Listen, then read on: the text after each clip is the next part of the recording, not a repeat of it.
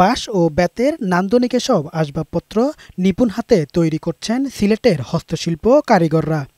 স্বাধীনতার আগ থেকেই উত্তরাধিকার সূত্রে কারিগররা এসব হস্তশিল্প নির্মাণ করে আসছেন।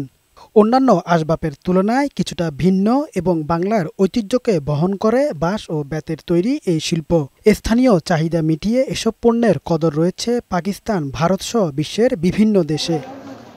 জেলার জৈন্তাপুর, সারিঘাট এবং সুনামগঞ্জ থেকে আসত এই শিল্পের কাঁচামাল। তবে কারিগররা বলছেন, গেল কয়েক বছর ধরে কাঁচামালের সংকট, অন্যান্য উপকরণের দাম বৃদ্ধি এবং বাজার ব্যবস্থা গড়ে না ওঠায় ধুঁকছে সম্ভাবনাময় এই শিল্পটি। বাজার থেকে আমরা কিনে সোফা সেট বানাই কারিগর দিয়া।